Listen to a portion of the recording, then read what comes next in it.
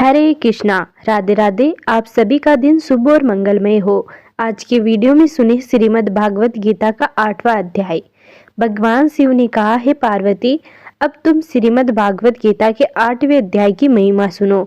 इसे सुनकर तुम्हें बहुत आनंद आएगा। दक्षिण में अमृतकपुर नाम का एक महत्वपूर्ण शहर है, जिसमें बहुशर्मा नाम का एक ब्राह्मण रहता था, जिसने एक वेश्या को अपनी पत्नी बना लिया था। बहुशर्मा को मांस खाना, शराब पीना, चोरी करना, दूसरों की पत्नियों के साथ घूमना और शिकार करना बहुत ही पसंद था। एक दिन उस पापी बहुशर्मा को एक पार्टी में आमंत्रित किया गया, जहां उसने इतनी शराब पी ली कि वह उसके मुंह से बाहर आने लगी। पार्टी के बाद वह बहुत बीमार हो गया और उसे पुरानी पेचिश हो गई और कई दिनों तक पीड़ित रहने के बाद उसकी मृत्यु हो गई। और मृत्यु के बाद उसने एक खजूर के पेड़ का शरीर प्राप्त किया।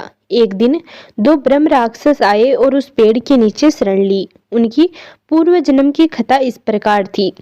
कुशीबल नाम का एक ब्राह्मण था, जो वेदों का बहुत बड़ा विद्वान था। उसने सभी विद्याओं का अध्ययन किया था। उसकी पत्नी का नाम कुमति था, जो बहुत दुष्ट स्वभाव की थी। यद्यपि वह ब्राह्मण बहुत विद्वान था, लेकिन वह बहुत लालची भी था। अपनी पत्नी के साथ वह प्रतिदिन बहुत सारा धन इकट्ठा करता था, लेकिन वह कभी किसी अन्य ब्राह्मण को दान नहीं देता था। जब उसकी पत्नी का समय आया तो वे दोनों ब्रह्म राक्षस के रूप में प्राप्त हुए। ब्रह्म राक्षस के रूप में वे लगातार भूख और प्यास से पीड़ित होकर पृथ्वी पर इधर उधर भटकते रहे। एक दिन वे उस खजूर के वृक्ष के नीचे विश्राम कर रहे थे। उस समय पत्नी ने पति से पूछा, हम इस ब्रह्म राक्षस होने के अभिश्राप से कैसे मुक्त हो सकते हैं? उन्होंने उत्तर दिया, ब्रह्मा के ज्ञान से, आत्मज्ञान से, सकाम कर्मों के ज्ञान से।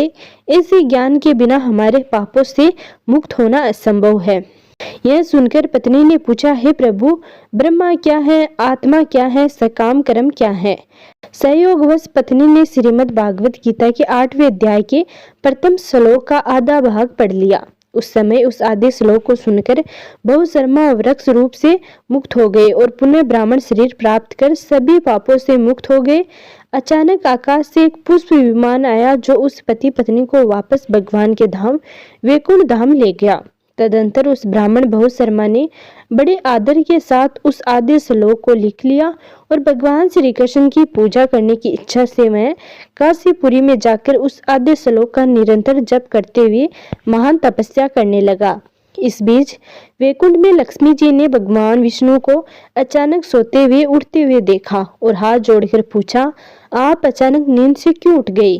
भगवान विष्णु ने कहा, मेरी प्रिय लक्ष्मी, काशीपुर में गंगा नदी के तट पर मेरा भक्त श्रीमद् भागवत गीता के 8वें अध्याय के आधे श्लोक का निरंतर जप करते हुए घोर तपस्या कर रहा है। मैं बहुत दिनों से सोच रहा था कि उसकी भक्ति का पुरस्कार कैसे दूं। पार्वती जी ने भगवान शिव से पूछा, जब भगवान विष्णु अपने भक्त से इतने प्रसन्न हुए तो उन्होंने उसे क्या वरदान दिया? भगवान शिव ने कहा, बहुशर्मा भगवान विष्णु के चरण कमलों की नित्य सेवा में संलग्न होने के लिए वैकुंठ चले गए। इतना ही नहीं, उनके सभी पूर्वजों ने भी भगवान विष्णु के चरण कमलों को प्राप्त किया। हे पार्वती, मैंने तुम्हें श्रीमद् भागवत गीता के 8वें अध्याय की महिमा का केवल थोड़ा सा वर्णन किया है।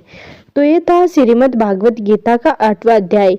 अगले वीडियो में जानेंगे श्रीमद् भागवत गीता के अगले अध्यायों के बारे में।